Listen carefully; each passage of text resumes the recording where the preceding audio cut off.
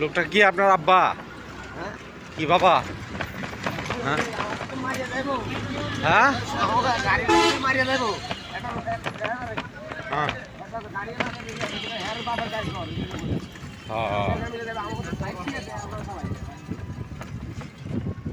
না, এই লোকটা ধাক্কায় ঠেলে নিয়ে দিলেন কেন?